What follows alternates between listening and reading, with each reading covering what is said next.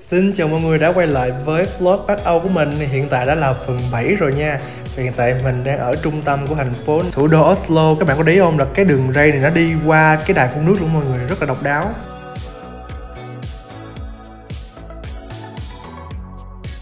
Có bánh mì ở Na Uy nè mọi người ơi.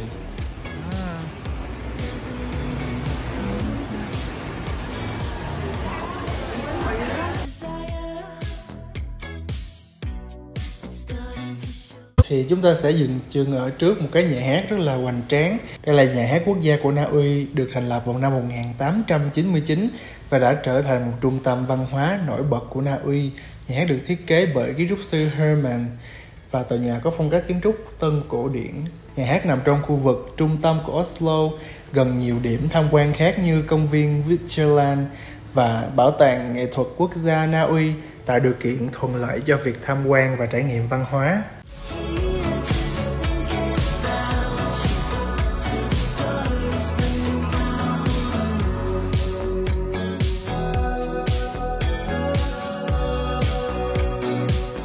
Và đây là tượng của Johan Halvorsen, là một trong những nhà soạn nhạc rất là tài ba, là nhạc trưởng và là nhạc công nổi tiếng người Na Uy. Ở gần đó thì có trồng những cái loại cây cũng rất là đặc biệt, ví dụ như là cái cây này rất là lớn và rất là lâu năm, và có những cái cây hoa cũng rất là đẹp nữa. Đây là một con phố ở trước rạp hát của Oslo đó mọi người, một con đường rất đẹp.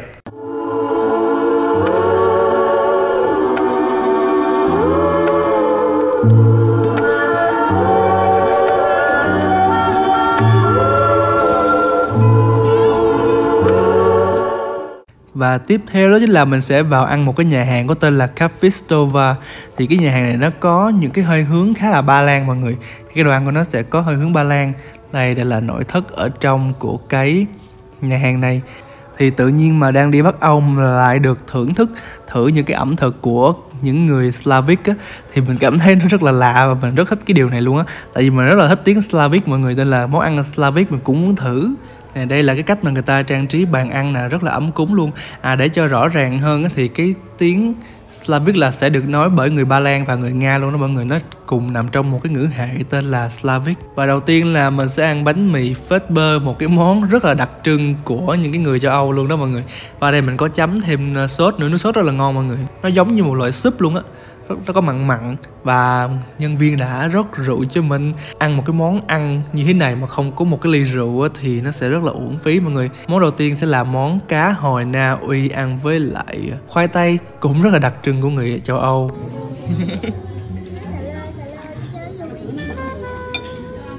Ngon không? Không biết nữa, nó sao sao á. Lạ đúng không? Lạ miệng đúng không? Không, y chang vậy mà nó giống tương ớt với ớt gai. Tương ớt của Việt Nam. Cho liêm hết. Ân hạnh tài trợ.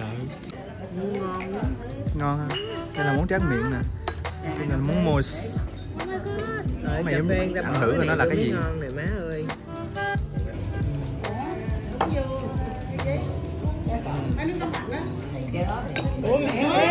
Nó vừa giống kem mà nó lại vừa giống bánh.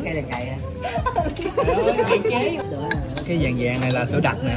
Nguyên liệu cơ bản để làm cái bánh mousse này á là lòng trắng trứng, kem tươi và gelatin.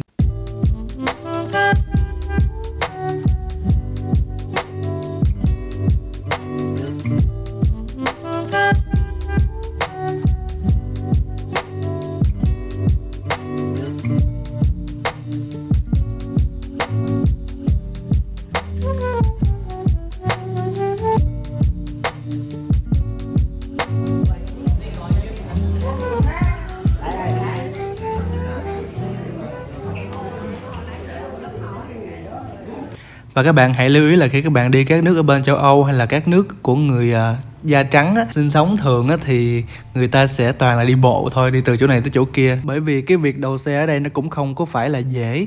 Cho nên là từ chỗ đậu xe cho đến địa điểm cần đến thì mình phải đi bộ. Và bây giờ thì mình đã đang ở tại một cái trạm dừng chân ở Fexfors. Và đặc biệt hơn nữa đó chính là ở đây chính là ở Thụy Điển. Vâng, và hồi nãy từ thủ đô Oslo của Na Uy mình đã đi khoảng 1 tiếng rưỡi để đến được cái trạm dừng chân ngay biên giới này. Ở đây Có những cái cây thanh lương trà ra trái rất là đẹp luôn. Ở đây còn có những cái cửa hàng mua sắm nhỏ nhỏ rất xinh xinh mà bán đồ cũng rất là ok nha mọi người, bán rất là nhiều những cái món đồ rẻ nhưng mà xài chất lượng đó. Ở đây thì mọi người hay gọi là cái outlet, thì outlet có thể dịch nôm na có nghĩa là lối thoát đó. Giống như theo mình nghĩ là những cái món hàng mà nó tồn kho thì mọi người sẽ đem tới đây để bà giảm giá bán rẻ lại.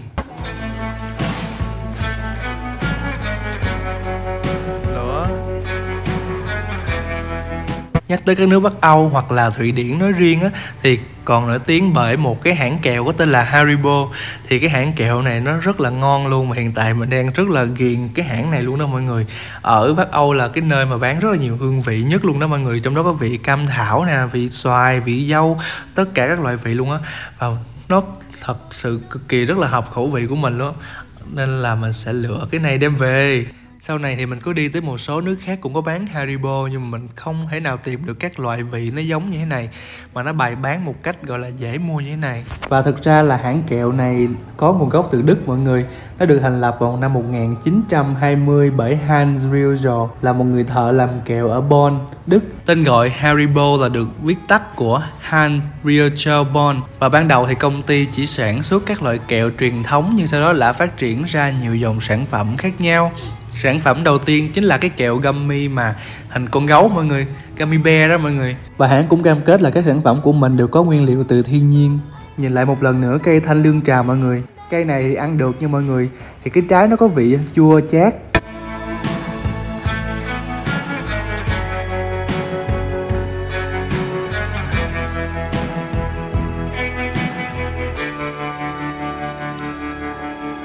Dẫu biết phía trước người sẽ không cần một ai, vun đắp tương lai một ngày mai ta kề vai, dẫu bước trên đoạn đường dài là giấc mơ chậm thành thơ. Anh phá vỡ hết bằng lời nói đầy tổn thương. Và chào mừng mọi người đã đến với địa điểm tiếp theo.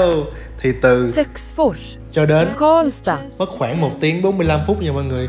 Thì Karlstad là một thành phố rất là xinh đẹp và thơ mộng cũng như là bình yên.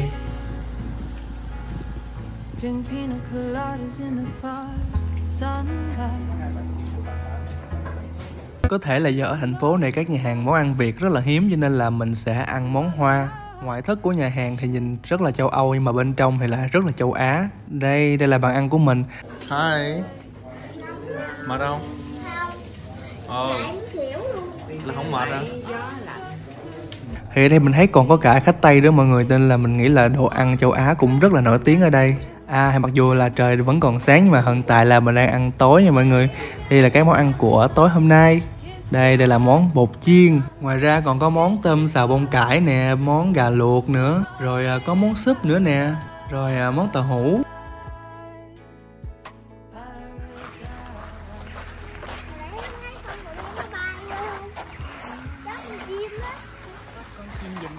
Và sau một ngày di chuyển rất là nhiều từ nơi này qua tới nơi kia thì đoàn mình sẽ không có đi về khách sạn ngay, mà sẽ đi tham quan một cái nhà thờ. Nếu không thì hôm nay sẽ đi tham quan rất là ít điểm luôn á. Đây mình được tận tay mở cái cánh cửa nhà thờ này ra đó mọi người. Cái cánh cửa rất là nặng luôn. Và trong còn có một cánh cửa nhỏ dẫn chúng ta vào sâu bên trong của nhà thờ. Thì bên ngoài là có những cái loại poster để mà giới thiệu sơ tổng về nhà thờ đó mọi người. Nhà thờ này được xây dựng vào cuối thế kỷ 18 theo lối kiến trúc của người đạo Tin Lành. Có thể sẽ có rất nhiều bạn thắc mắc là tại sao kiến trúc của cái nhà thờ này nó rất là đơn giản từ bên ngoài vào tới bên trong. Thì đây là kiến trúc đặc trưng của nhà thờ Tin Lành đó mọi người.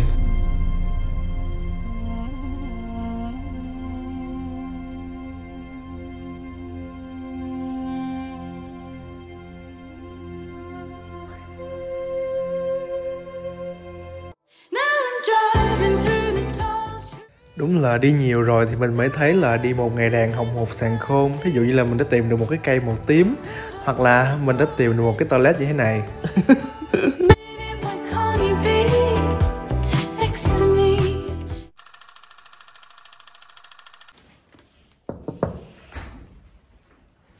Hello. Yeah, fail rồi. Đây cái khách sạn này hình nhìn nó khá là khác với các khách sạn khác nha mọi người. Đây cũng có một cái hình rất là tiêu biểu của Thụy Điển, đó chính là hình con nai sừng tấm. Đây, ở đây thì có thiết kế bằng gỗ. Sàn thì chắc chắn là luôn luôn bằng gỗ. Ở đây thì cũng có những cái nội thất giống như những cái khách sạn khác. Ở đây còn có một cái quạt máy. Tại các bạn biết sao không? Ở đây hình như là không có máy lạnh, không có cái gì ở trên đây hết. View thì cũng rất là rõ nha. Chúng ta sẽ có cái view ra một khu rừng và bên ngoài không rõ trời. Thì một bên ngoài khu rừng đó chính là một cái con đường xe chạy. Hồi ra cái khách sạn này chúng ta có thể có những cái phòng mà có view một cái hồ rất là đẹp nữa. Một con sông rất đẹp. Nhưng phòng mình xui không được. Vậy thôi. Dạ. Đây, ở đây người ta sợ mình không biết, người ta có nguyên cái bản đồ cho mình coi luôn. Có một cái gương ở đây cũng rất là đẹp đây. Tưởng ngu gì mà không biết. Cái vải này nè, rất là đẹp. Là vải nhung tâm thì phải, cái mền đó. Bây giờ chúng ta sẽ tiếp tục vào nhà tắm nha. Nhà tắm thì sẽ có những cái điều rất là mới mà những chỗ khác nó cũng không có giống cho lắm. Nói chung là những cái khách sạn này á, nó khá là khác với cái khách sạn mà mình đã từng ở Bắc Âu. Cái gương này cũng bình thường ha. Đúng rồi, ngoài chuyện không có bàn chải đánh răng ra thì ở đây nó cũng có những cái cải tiến khác. Ví dụ là nó có những cái móc này để mình bán đồ nè. Đó. Những khách sạn mà mình trước mình mà những cái khách sạn mà không phải là khách sạn Bắc Âu á thì nó sẽ không có móc một phơi đồ. Mình chưa bao giờ thấy cái móc bán đồ trong một cái khách sạn nào khác trừ những cái khách sạn ở Bắc Âu mà mình đã từng đi. Còn đây là cái nhà tắm. Chúng ta cũng có cái dầu gội đầu và dầu sữa tắm. Đúng rồi, cái nước ở đây thì sử dụng nó cũng khá là khác. Đó là chúng ta sẽ có chỉnh nhiệt độ và chỉnh cái chế độ. Ví dụ như là cái vòi này hoặc là cái vòi ở trên. Nhưng mà cái khách sạn này không có cái vòi ở trên, nó chỉ có cái vòi ở đây thôi. Cái nút xả cầu á thì nó sẽ nằm ở trên tường mọi người. Đây, cái cầu tiêu tất nhiên nó cũng rất là nhỏ. Và cái đó là cái cây vệ sinh bồn cầu. Còn bên đây là cái móc và cuộn giấy xúc. Thì cái cuộn giấy vệ sinh này ở đây nó có hai chỗ móc luôn, một là có thể để ở trên, còn hai là sẽ để ở dưới đó luôn. Nói chung là ở đây người ta rất là quan trọng giấy vệ sinh mọi người, nên là có hai cuộn luôn. Dội nước chúng ta hãy bấm cái nút này là nút nút nhẹ hoặc là nút mạnh cũng được. Có một điều cũng cực kỳ thú vị mà hôm nay mình cũng muốn chứng thực luôn, đó chính là nước ở trong những cái vòi nước này. Tất cả một cái vòi nước ở Bắc Âu hoặc là trên toàn châu Âu luôn á đều uống được. Thì hôm nay mình đã được thực nghiệm cái điều đó.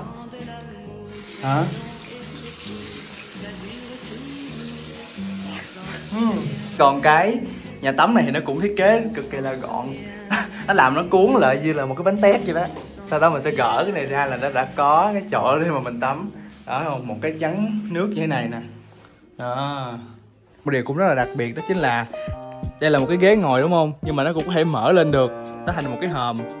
Đó, rất là tiện luôn. Đúng là mình nghĩ cái này chắc là thương hiệu IKEA rồi, một cái thương hiệu rất là nổi tiếng toàn thế giới. Đúng rồi, không phải thì quê thôi. Rồi, sau đây là cái cửa sổ. Bởi vì cái phòng này nó sẽ không có máy lạnh cho nên là mình có thể mở cửa sổ ra, đúng không? Tại vì không khí ngoài cũng cực kỳ trong lành. Chắc là mình chỉ có một cái biện pháp vậy là nếu mà lỡ trời có nực quá thì chỉ có cái biện pháp như thế thôi.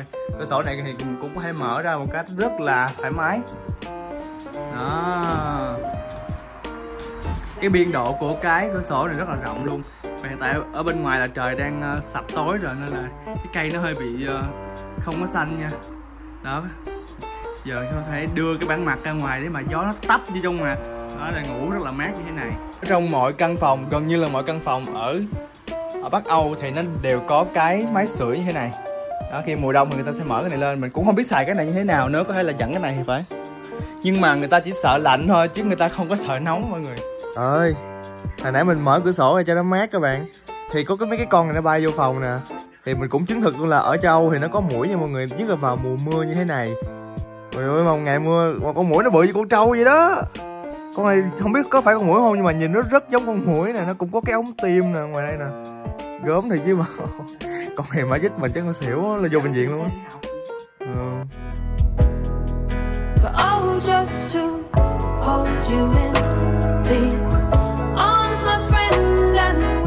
Khách sạn Scandic ở Karlstad là một trong những khách sạn thuộc chuỗi Scandic Hotels nổi tiếng tại Bắc Âu. Khách sạn Scandic Karlstad nằm ở vị trí trung tâm gần các điểm tham quan nổi bật giống như là nhà thờ Karlstad hay là bờ sông Klarälven, tạo điều kiện thuận lợi cho du khách khám phá. Khách sạn có phong cách thiết kế hiện đại và tiện nghi, và đặc biệt là hình dạng khách sạn rất là dài luôn mọi người. Và chuỗi khách sạn Scandic nổi tiếng với cam kết bảo vệ môi trường và có những thiết kế rất là độc đáo trong khách sạn. Ví dụ như là cái tấm thảm trải dưới sàn dài hồi nãy mình có ghi hình lại đó. Còn bây giờ thì ngày đã hết rồi, mình phải đi ngủ thôi. Hẹn gặp lại ngày mai. Và xin chào mọi người buổi sáng nha. Hiện tại mình đang ăn bánh sừng bò và uống cà phê để cho buổi sáng này. Hiện tại thì trời bên ngoài khá lạnh nhưng mà mình đã có một giấc ngủ ngon nên là hứa hẹn hôm nay sẽ là một ngày sẽ đi rất là năng nổ đây. Và hôm nay mình sẽ chọn mặc áo màu xanh. Đây cho Thả Diều nữa ha.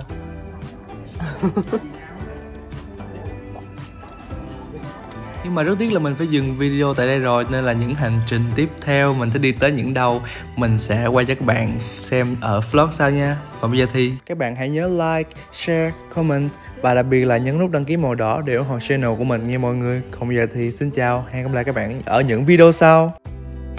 Stealing covers, turn on the light, I don't mind. Now I'm in the car and I'm moving away, thinking to myself, have I made a mistake? If I were you, I would have asked me to stay too late.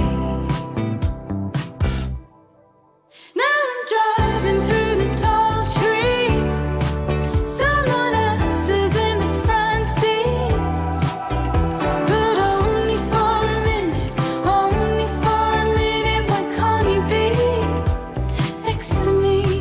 Now I'm driving in the cold light, someone else is sharing my sky, but only for a minute, only for a minute. Why can't you be next to me? Took a new road, open the windows and drive slow.